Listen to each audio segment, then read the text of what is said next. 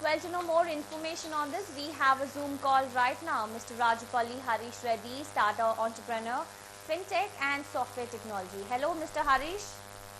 Hi, good afternoon, Ms. Avila. Hope everything at your home and office are doing all right.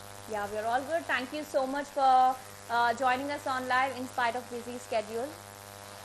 Yeah, that's my pleasure.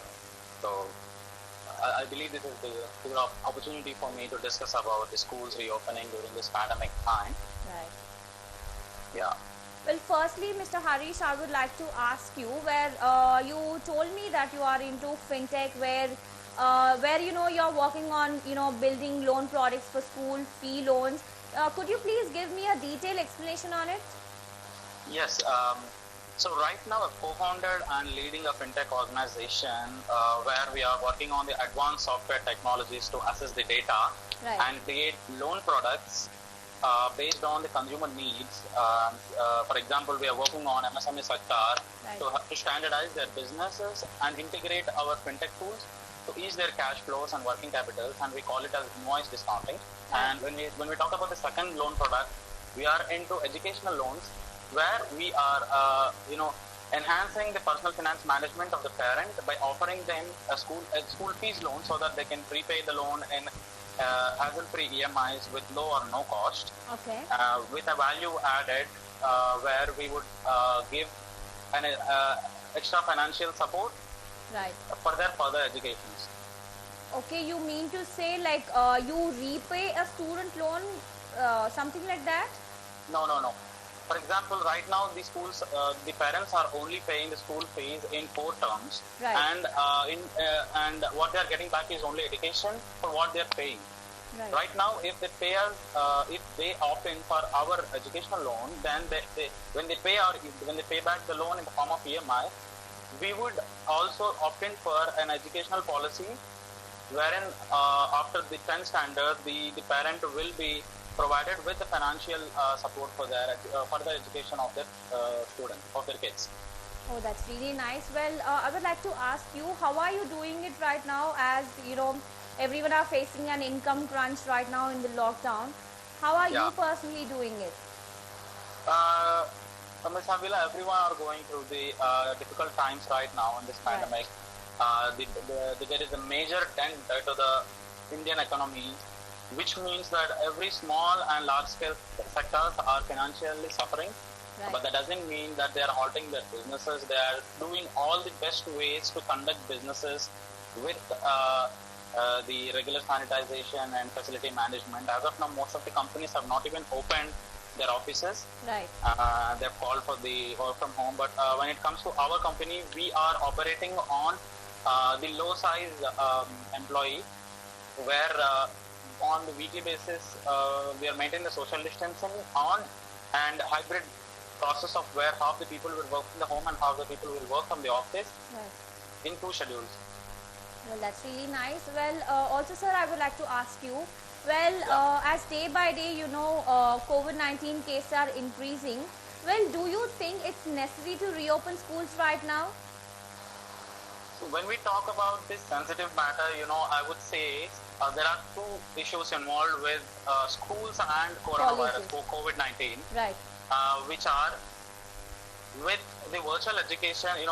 Virtual education is just a pale light or pale shadow of the reality, where the parents are juggling the jobs and child caring, and also most of the children are more exposed to the abuse, because with the increased exposure to the internet and the gadgets, and as the teachers cannot identify what they are actually doing and to find out the issues and sort them out, it's very hard for the students also, for the parents and teachers are also to maintain the same level of discipline with the kids when they are in the school. So secondly, when we opted for opening the schools, there is a major risk involved here, whereas it's really hard to maintain physical distancing and to mitigate the close contact issues between the students. As from the K-12 education system involves very younger kids with a lack of approach and the lack of knowledge on how to maintain the social distancing and what are the reasons and why do we maintain the social distancing stuff. So what I feel is for the schools also it will become very hard to maintain the facility when they open for opening the schools. Yeah. Right, I know. I guess it will be a very big task for the management, school or college management to, look after each and every kid, right? It's really difficult to get used to this new normal. Yeah. Right. Also, I would like to ask you, when and how will social distancing be maintained throughout the day in the educational institutions? As I said, it's really hard to maintain the social distancing in the school and throughout the day is going to be a very hectic job. First thing, the core functionality of the school is the education. Right. Now, when they open the school, they also have to concentrate much on the facility, social distancing, as well as the sanitization of the facility. Which means I feel there is going to be some impact on the core functionality, which is education, when they reopen the schools. Right. Also, I would like to ask you, especially in the, recess time or in the washroom, it's really difficult for the, kids to, maintain social distancing and all. Do you think kids these days will follow all these?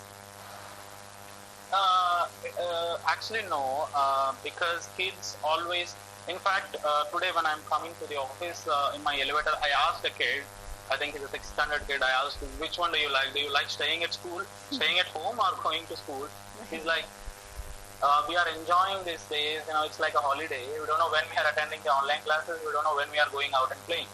Right. So when they reopen the schools, as they got habituated much to whatever they are doing, with lack of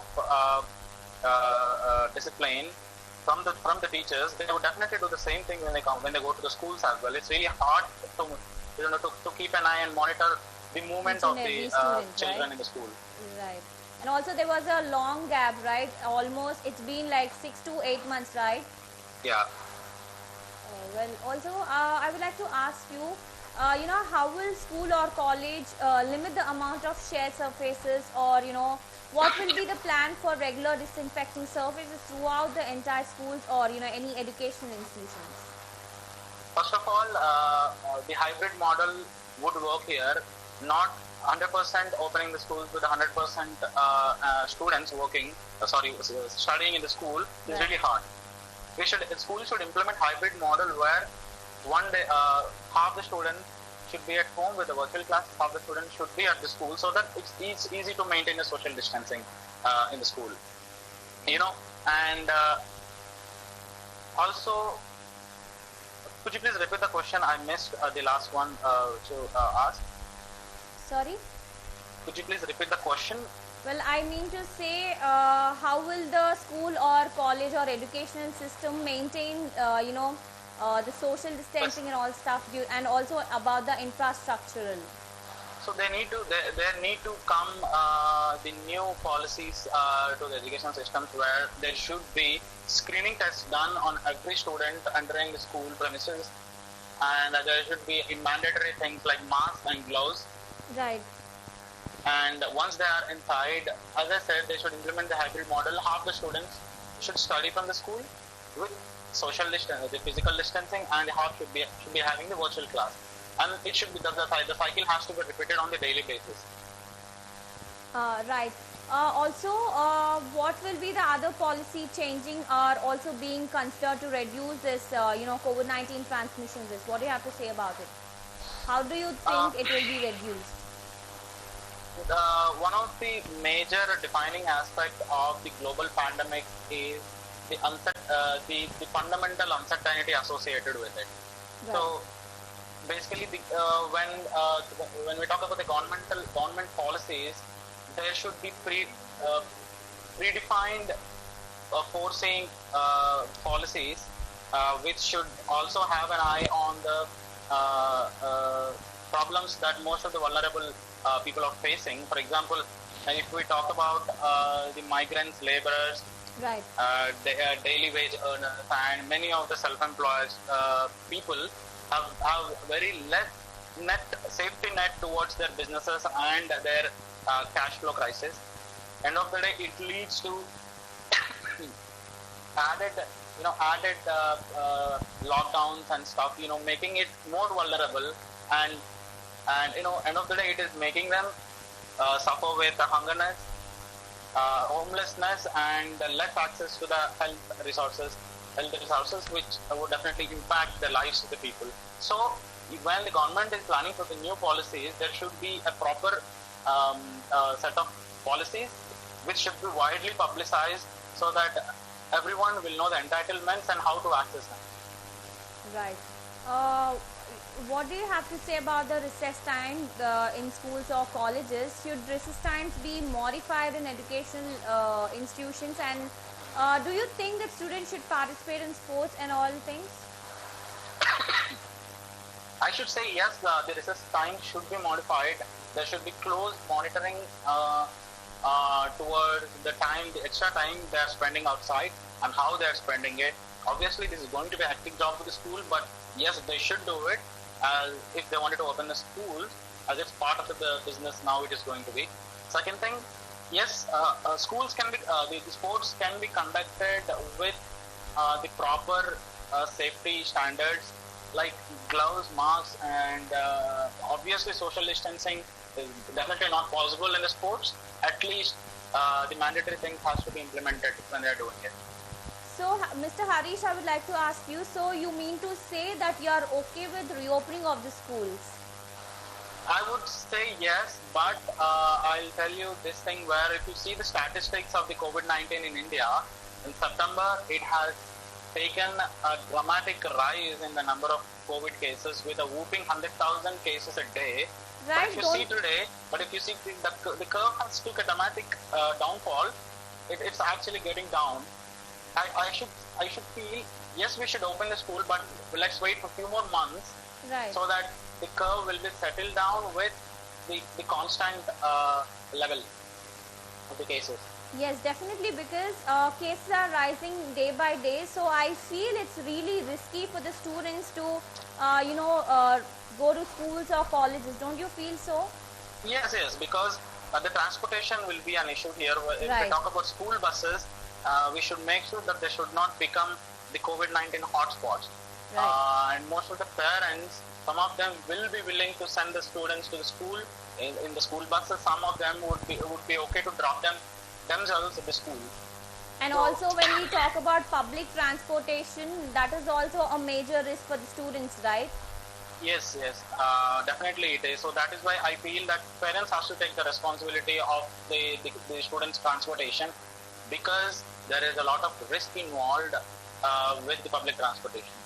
Right. Also, as government issued guidelines to reopen schools, also they said that it's according to parents' wish, that if they want to send their children to school or colleges, is up to them. And also they said that the classes should be divided into different sessions, right? Don't you feel it's a good idea? It's better to reduce the transmission risk. Yes, as I said, they should implement the hybrid functioning of the school. Right. Whereas half the students or the parents who are not willing to send their students to the school should opt in for the virtual education. Right. And the people who are willing to send their kids to the school can send the kids to the school. Whereas the school should establish the trust that they are going to maintain their facility with proper social distancing and sanitization all the time. Right. Also, Mr. Harish, I would like to ask you, what do you have to say about online education right now? Because, it's been like 6 to 8 months, it's been online education. So, when I had a conversation with one of the teacher, she told me while they were having online classes, there was one notorious student, while the teacher was presenting some, PPT, the students started playing background music, disturbing the teacher. So what do you have to say about, don't you think that teachers, play a major role in online education? Yeah.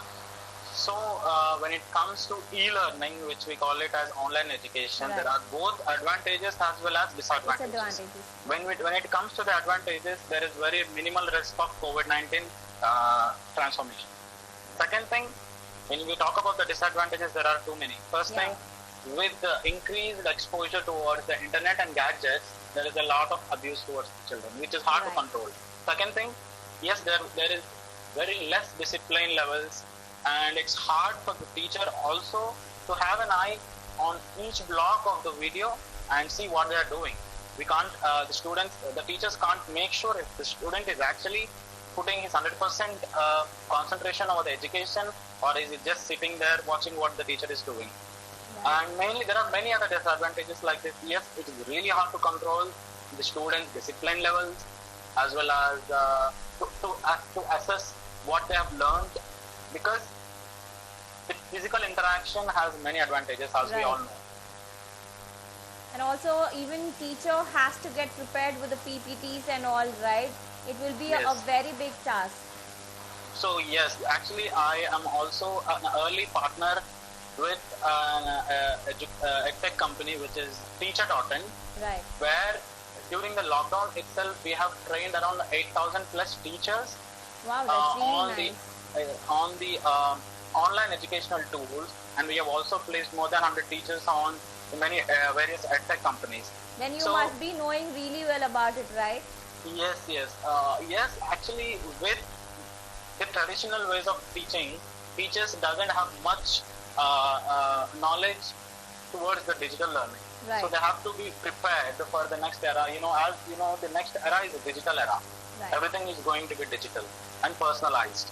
So we are trying to prepare them for the next era, and it really requires a lot of training for the teachers, because they are not prepared. No one is prepared for this pandemic. Not just pandemic, for this phase. And also, there will be a lot of difference, as you said, compared to traditional teaching and also this online teaching, right? Yes, there is many differences between the traditional and the virtual days. While virtual learning is just a lame shadow of active teaching is. Right.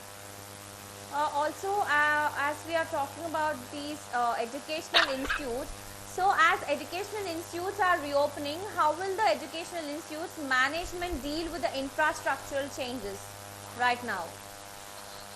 So major hit is going to be taken by the schools now, because the infrastructure has to be completely changed, which means they need to install the screening systems and the entrances. They need to install the sanitizing systems all over the school, regular sanitization from the corridors, desks, washrooms, everywhere.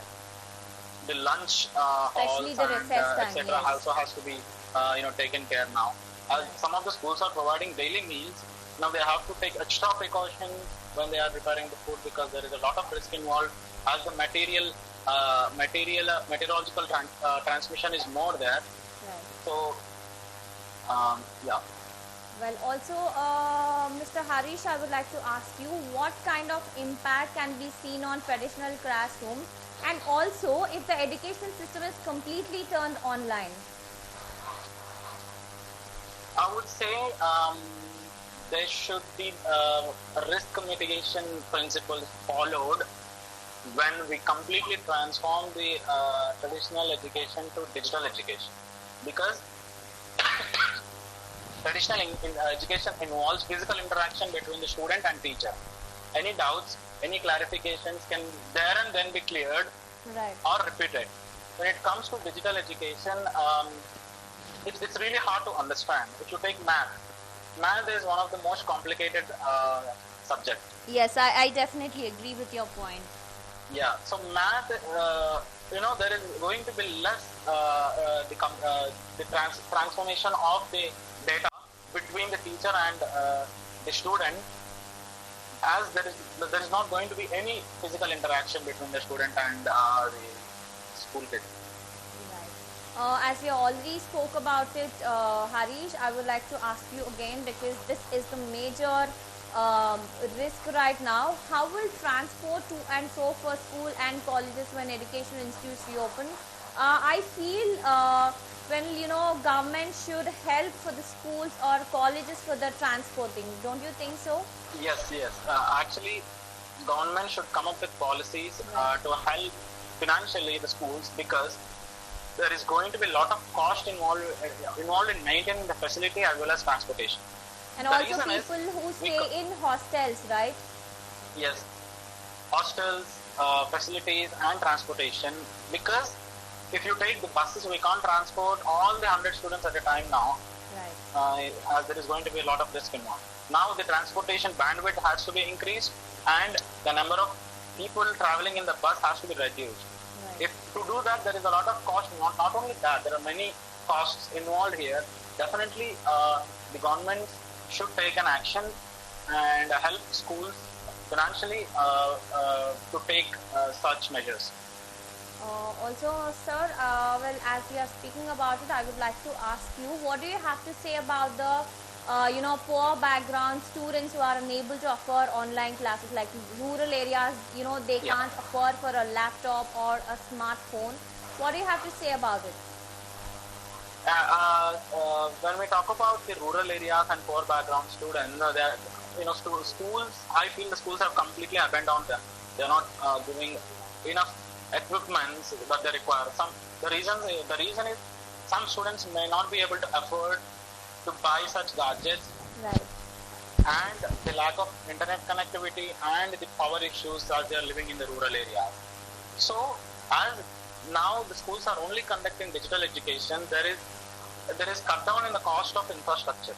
The cost involved in the infrastructure is reduced. Such costs has to be spent on poor background students, helping them financially to achieve the online education. Right, Mr. Harish. Well, thank you so much for joining us on live, Harish. Well, I have also got to know the information about your school's loans and all. Thank you so much for joining us on live.